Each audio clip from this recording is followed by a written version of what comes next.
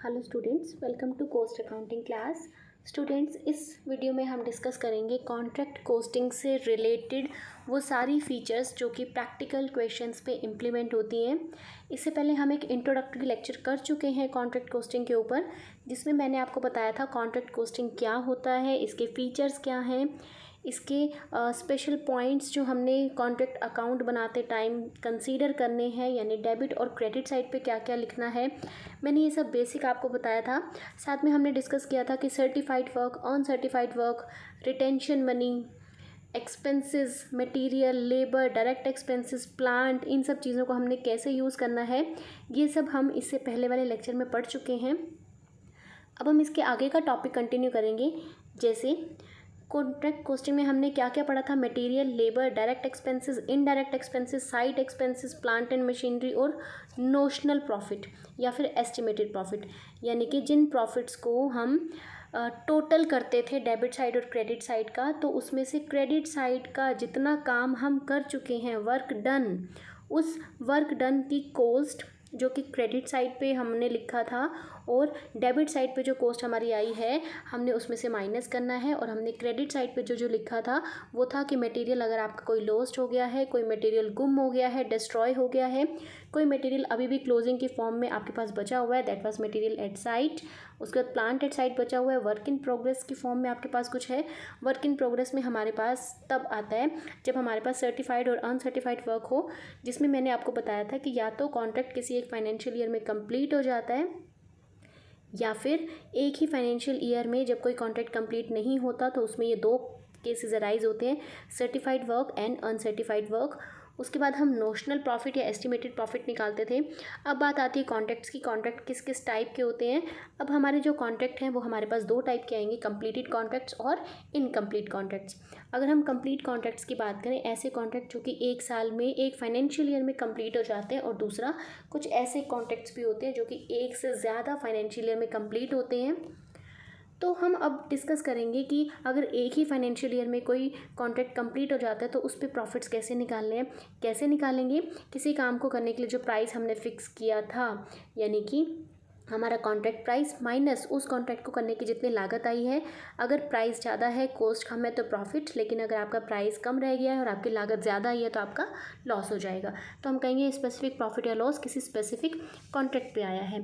Second case कर रहे हैं, profit on incomplete contract during a financial year, यानी कि किसी वित्तीय वर्ष में अगर कोई कॉन्ट्रैक्ट पूरा नहीं होता और profit on the contract which completes in more than one financial year, यानी एक से ज़्यादा वर्षों में अगर आपका कोई कॉन्ट्रैक्ट कंप्लीट हो रहा है तो कैसे निकालना है। यहाँ पे हम कहेंगे to balance the accounts of contractor, यानी कि कॉन्ट्रैक्टर ने अगर किसी एक साल में उस प्रॉफिट जो, यानी कि कॉन्ट्रैक्ट जिस साल ख़त्म हुआ उसी साल अगर सारे प्रॉफिट्स लिख दिए तो उस वर्ष में तो बहुत ज़्यादा प्रॉफिट्स हो जाएंगे, लेकिन जिन सालों में उस कॉन्ट्रैक्ट पे आपने काम किया है उन फाइनेंशियल ईयर्स में तो आपने कुछ नहीं लिखा, तो यानी कि उन ईयर्स में आप लॉस दिखाते जा रहे हो और लास्ट के ईयर में आप प्रॉफिट दिखा रहे हो, तो ये गलत है। इसलिए कॉन्ट्रैक्टर के अकाउंट्स को बैलेंस करने के लिए हम इनकम्प्लीट कॉन्ट्रैक्ट के प्रॉफिट्स को हर साल कुछ प्रपोर्शन में हम वहाँ पे उसको P&L अकाउंट में शिफ्ट करेंगे कि हर साल इनकम्प्लीट कॉन्ट्रैक्ट पे हमने कितना प्रॉफिट अर्न किया, और जो इनकम्प्लीट वर्क है जो नेक्स्ट ईयर में हमारा शिफ्ट हो जाएगा उस पर हम कहेंगे कि उसको हमने वर्क इन प्रोग्रेस में या फिर हमने रिजर्व प्रॉफिट में डाल दिए, जो कि हमारे फ्यूचर में होंगे। अब ये जो प्रॉफिट आप कमाएंगे उसको हम नोशनल प्रॉफिट कह रहे हैं, यानी कि कॉन्ट्रैक्ट अकाउंट के क्रेडिट साइड का टोटल करके उसमें से डेबिट साइड हम माइनस कर देंगे।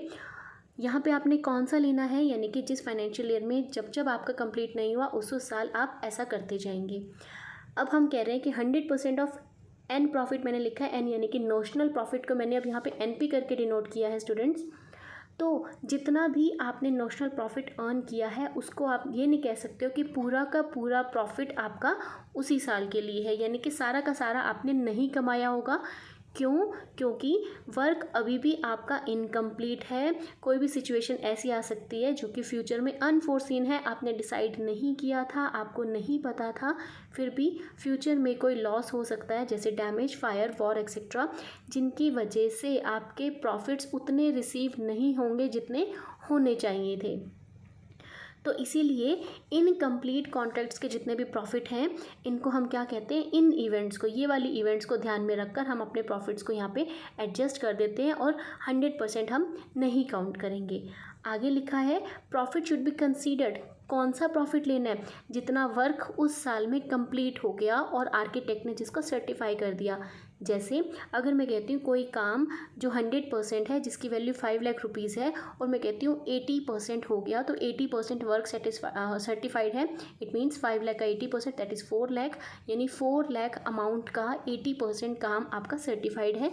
तो उसी पे ही आप प्रॉफिट निकालेंगे। जो आपका 20% अभी लेफ्ट है यानी 1 लाख रुपीज़ का, तो उसके प्रॉफिट भी आप अभी कैलकुलेट नहीं करोगे, अभी P&L में नहीं डालोगे, उनको हम रिजर्व प्रॉफिट में डालेंगे। उसके बाद portion of notional profit is transfer to P&L account, यानी कि एक स्पेसिफिक पोर्शन ही हम उस वित्तीय वर्ष के P&L अकाउंट में डाल सकते हैं और बाकी को हमें रिजर्व प्रॉफिट में डालना होगा। ये तो बात हमने प्रॉफिट की, लेकिन अगर लॉस है तो लॉस के केस में आप क्या करोगे, सारा का सारा लॉस आप कोई नोशनल प्रॉफिट नहीं बोलोगे, आप कोई P&L की बात नहीं करोगे, कोई रिजर्व प्रॉफिट नहीं कहेंगे, आप डायरेक्टली कहेंगे कि जितना भी आपका लॉस का अमाउंट था एज इट इज़ आपने सारा का सारा उठा के P&L में शिफ्ट कर दिया, क्योंकि आपके पास लॉस है तो उसमें आप प्रपोर्शंस नहीं कर सकेंगे। अब बात आती है वर्क सर्टिफाइड की, यानी कि कितना काम, जैसे अभी मैंने कहा कि 80% हो गया। अब हमने देखना है कि टोटल कॉन्ट्रैक्ट प्राइस का कितना काम सर्टिफाई हो गया है और कितना काम सर्टिफाई नहीं हुआ है। यहाँ पे हमें कुछ केसेस दिए गए हैं, हम यहाँ पे 4 केसेस की बात करेंगे। फर्स्ट केस हमारे पास है, मैंने WC लिखा है, इसका मतलब वर्क सर्टिफाइड। जो आपका वर्क सर्टिफाइड है अगर वो 25% से कम है, यानी कि कॉन्ट्रैक्ट प्राइस के 1/4 से कम है, जैसे अभी मैंने आपसे कहा कॉन्ट्रैक्ट प्राइस 5 लाख रुपीज़ का है, तो 5 लाख का 1/4 यानी कि 1,25,000। अगर 1,25,000 से कम काम सर्टिफाई हुआ है, आई रिपीट 1,25,000 से कम हुआ है, तो आप सारा का सारा नोशनल प्रॉफिट रिजर्व प्रॉफिट में डाल दोगे। 25% से कम हुआ है, 1/4 से कम हुआ है, लेकिन सेकंड केस अगर 25% तक यानी 1,25,000 तक हुआ है या उससे ज़्यादा हुआ है, लेकिन 50% के इक्वल है, 50% से कम हुआ है, यानी कि 25% से तो ज़्यादा और 50% से कम। इस केस में हमने क्या करना है, जितना भी नोशनल प्रॉफिट आएगा उसका 1/3 तो मैं P&L में लिखूँगी और 2/3 मुझे रिजर्व प्रॉफिट में डालना होगा।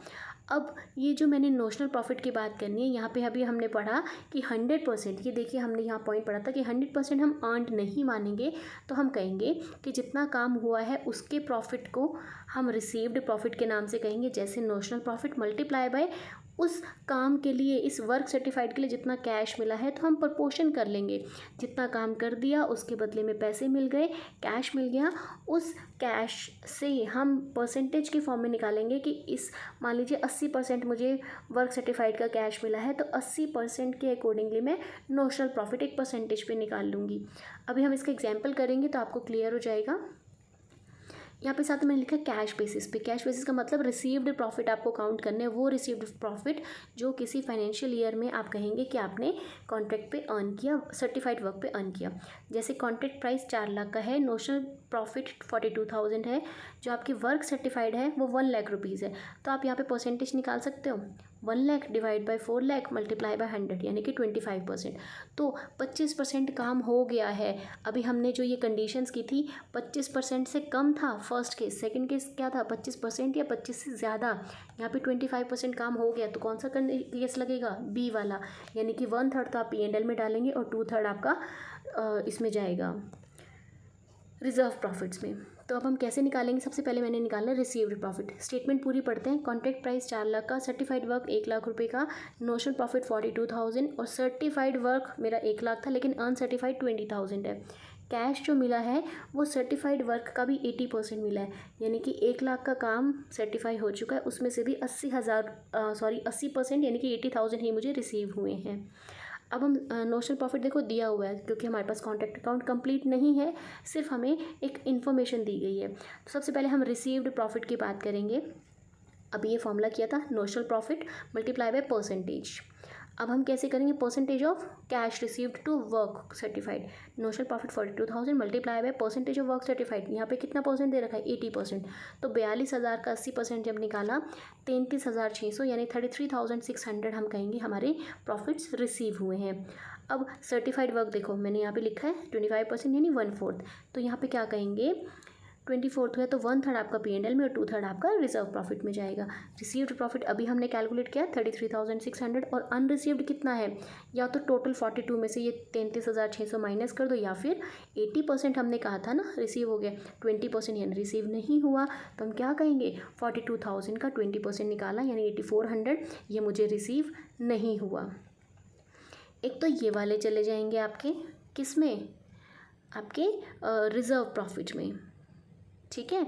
एक तो ये वाले चले जाएंगे जो आपको रिसीव ही नहीं हुए, दूसरा ये 2/3 वाले। तो अब हम देखेंगे कितना कितना अमाउंट जाएगा। फर्स्ट केस है amount transfer to P&L account, कितना अमाउंट गया है 1/3 of the received profit. Received profit अभी कैलकुलेट किया 33,600 का 1/3 दैट इज 11,200 और बाकी इसी से माइनस किया, माइनस करने के बाद जो 2/3 है वो है 22,400 प्लस ये 8400 हमने निकाला है नॉट रिसीव्ड प्रॉफिट 84। तो रिजर्व प्रॉफिट में या फिर वर्क इन प्रोग्रेस वाले में आपका कितना जाएगा 30,800, जो कि आपका अगले फाइनेंशियल ईयर से रिलेटेड होगा। आगे बात करते हैं वर्क सर्टिफाइड अगर आपका 50% है या उससे ज़्यादा है, यानी कि 1/2 है कॉन्ट्रैक्ट प्राइस का, यानी कि 50% या तो काम हो गया है या 50% से ज़्यादा हुआ है। अभी तक आप 1/3 कर रहे थे और 2/3 वाली बात कर रहे थे, लेकिन यहाँ पे रिवर्स हो जाएगा। अगर आपका 50% या इससे ज़्यादा काम हो गया है तो रिसीव्ड प्रॉफिट का 2/3 तो आपका P&L में जाएगा और 1/3 आपका रिजर्व प्रॉफिट में जाएगा, साथ में नॉट रिसीव्ड वाले प्रॉफिट्स। फोर्थ केस जब आपका कॉन्ट्रैक्ट बस अपनी कंप्लीशन लाइन पे है, वो फिनिश होने वाला है, इस केस में आप क्या करोगे, जितनी भी आपकी टोटल कॉस्ट है कॉन्ट्रैक्ट की उसको एस्टिमेट करोगे और उसके बाद आप एस्टिमेटेड प्रॉफिट की बात करोगे कि इस कॉन्ट्रैक्ट के लगभग ख़त्म होने पर, जो कि ख़त्म होने वाला है, इस पे आपको अप्रॉक्सीमेटली इतने प्रॉफिट्स होंगे। कैसे निकालेंगे, total profit is equal to कौन से वाले एस्टिमेटेड, क्योंकि हम एस्टिमेशन लगा रहे हैं, contract price minus estimated total cost, तो मेरे पास क्या आ जाएगा एस्टिमेटेड प्रॉफिट। इस एस्टिमेटेड प्रॉफिट का भी एक पोर्शन ही हम P&L अकाउंट में ट्रांसफ़र करेंगे। वो कैसे आएगा, estimated profit multiply by work certified divide by contract price. Example ले लीजिए, मान लीजिए 1 लाख, मान लीजिए 10,000 का आपको प्रॉफिट हुआ है, 10,000 मल्टीप्लाई बाय वर्क सर्टिफाइड में कहती हूँ अभी जो ऊपर क्वेश्चन किया 80,000 डिवाइड बाय 4 लाख, तो आप इसको क्रॉस मल्टीप्लिकेशन करके निकाल सकते हैं कि आपके कितने प्रॉफिट्स हुए और उसमें से कितना आपने P&L में डालना है। नेक्स्ट हमारे पास आता है कॉन्ट्रैक्टी का अकाउंट, यानी कि कॉन्ट्रैक्टर से जब कॉन्ट्रैक्टी ने एक कॉन्ट्रैक्ट एग्रीमेंट करवाया तो उसमें वो टाइम टू टाइम उसको प्राइस देने की भी बात करेगा। तो जिस टाइम इंटरवल के बाद कॉन्ट्रैक्टर को अमाउंट पे करता जा रहा है तो उसको सप्लायर यानी कि कॉन्ट्रैक्टर अपने बुक्स ऑफ अकाउंट्स में रिकॉर्ड करेगा। जितनी बार भी कैश वो रिसीव करेगा उतनी बार एंट्री करेगा कैश डेबिट टू कॉन्ट्रैक्टी। जब कॉन्ट्रैक्ट खत्म हो जाएगा तो क्या एंट्री पास की जाएगी, कॉन्ट्रैक्टी डेबिट, क्योंकि उससे सारे पैसे आ चुके हैं, और लास्ट में कॉन्ट्रैक्ट अकाउंट को क्रेडिट कर दिया जाएगा। ये देखिए हमने कॉन्ट्रैक्टर की बुक में कॉन्ट्रैक्टी का अकाउंट बनाया है, डेट पर्टिकुलर्स अमाउंट, अगर मान लीजिए उससे आप कैश रिसीव कर रहे हो, एंट्री करी थी कैश डेबिट टू कॉन्ट्रैक्टी, कॉन्ट्रैक्टी क्रेडिट था इसलिए क्रेडिट साइड पे बाय कैश, मान लीजिए मुझे 4 बार उससे रिसीव हुआ और जब मैंने ख़त्म करना है तो मैं कॉन्ट्रैक्ट अकाउंट में 1 लाख रुपये शिफ्ट कर दूंगी। उसके बाद आता है इनकम्प्लीट कॉन्ट्रैक्ट्स, यानी कि जो आपके कॉन्ट्रैक्ट कंप्लीट नहीं हुए और उनमें प्रॉफिट की जगह लॉस हो रहा है। ये प्रॉफिट था ये वाला, ये जो हम 1/3 2/3 ये सब हम ट्रांसफ़र कर रहे थे, ये आपके प्रॉफिट्स के केस में था। लेकिन अगर आपका कोई कॉन्ट्रैक्ट कंप्लीट नहीं है और उस पर लॉस हैं तो एज इट इज़ सारे लॉस P&L अकाउंट में शिफ्ट कर दिए जाएंगे। उसके बाद आता है रिजर्व फॉर कॉन्टीजेंसीज, यानी कि फ्यूचर में होने वाली संभावित हानियों के लिए हम अभी से रिजर्व बना के चल रहे हैं। इस केस में क्या करना है, यहाँ पे भी आपको एक परसेंटेज या कह देंगे 1/3 2/3 1/2 कितना आपने रिजर्व की फॉर्म में रखना है। तो वो एक रिसीव्ड प्रॉफिट का ही एक पार्ट, अभी पहले हमने नोशनल प्रॉफिट कैलकुलेट किया, उसका वर्क सर्टिफाइड के अकॉर्डिंग मैंने रिसीव्ड प्रॉफिट किया, जैसे अभी हमने एग्जांपल में 80% वाली बात की थी। सेम केस यहाँ पे जो रिसीव्ड प्रॉफिट होगा उसका कुछ परसेंटेज या कुछ पार्ट आपको दिया जाएगा कि कितना करना है, उसको मैंने कॉन्टीजेंसीज में ट्रांसफ़र करना है। Such amount is also written, इसको अपने कॉन्ट्रैक्ट अकाउंट के डेबिट साइड पे भी लिखना है। कहाँ पे, जहाँ पे आप या तो वर्क इन प्रोग्रेस लिखते थे और रिजर्व प्रॉफिट लिखते थे, उसमें ये भी लिखा जाएगा। जैसे अब तक आप क्या लिखते आए हो, P&L अकाउंट कितना शिफ्ट किया, और 2 रिजर्व प्रॉफिट उसमें कितना डाला। अब जो हम रिजर्व प्रॉफिट को अब तक 2/3 या 1/3 लिखते आए थे वो तो लिखना है, साथ में हमने ये रिजर्व वाला भी लिखना है। एग्जाम्पल देखिए, मान लीजिए नोशनल प्रॉफिट 28,000 है, जो आपको सर्टिफाइड वर्क पे कैश रिसीव हुआ है that is 80% of work certified. ठीक है, तो हम यहाँ देखेंगे कि ये कितना हमें रिसीव हुआ, 80% कह रहे हैं, तो रिसीव्ड प्रॉफिट यानी 28,000 का सीधा 80% कर दो दैट इज़ 22,400। मान लीजिए जो कॉन्टीजेंसीज में आपने डालना है वो 1/3 डालना है रिसीव्ड प्रॉफिट का, तो रिसीव्ड प्रॉफिट तो 22,400 है, 22,400 का 1/3 डाल दो दैट इज़ 7,467, तो हम रिजर्व में डाल देंगे। एक तो ये शिफ्ट करना है। P&L में कितना डालोगे, 22,400 का 2/3। ठीक है, जो हमारा सिंपली केस कहता है।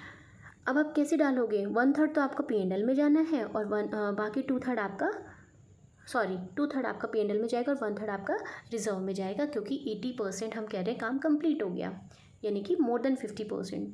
तो अब हम कहेंगे 2/3 चला जाएगा। यहाँ पे आप कैसे कैलकुलेट करेंगे, P&L में सीधा 22,400 का 2/3 ट्रांसफ़र कर दीजिए। रिजर्व प्रॉफिट में कितना जाएगा, एक तो ये कॉन्टीजेंसी वाला और 28,000 का 20% जो कि नॉट रिसीव्ड प्रॉफिट है दैट इज़ 5,600, इन दोनों का टोटल किया, ये रिजर्व में जाएगा और ये आपका जाएगा किस में, P&L अकाउंट में। ठीक है बच्चे, तो ये हमने लमसम किया कि कॉन्ट्रैक्ट कोस्टिंग क्या क्या है, उसमें हमने सारी टर्म्स पढ़ ली, सर्टिफाइड अनसर्टिफाइड वर्क की बात कर ली। हमने कहा कि इसमें हम किस तरह से कैलकुलेट करेंगे, 1/3 करना है, 2/3 करना है, कितना काम कंप्लीट हो गया, नोशनल प्रॉफिट या एस्टिमेटेड प्रॉफिट कैसे निकालना है, सर्टिफाइड वर्क को कैसे लेना है, ये सब अब हमारे इसके बेसिस पे हम प्रैक्टिकल क्वेश्चंस बहुत ईजिली अटैम्प्ट कर सकते हैं। अब तक मैंने आपको कुछ ही प्रोविज़न्स बताए थे और अब मैंने आपको यहाँ पे सारे प्रोविज़न्स क्लियर कर दिए हैं। इसके बाद हमारा एक टॉपिक और बचेगा दैट इज़ एस्केलेशन क्लोज, वो हम नेक्स्ट वीडियो में डिस्कस करेंगे। Thank you for watching.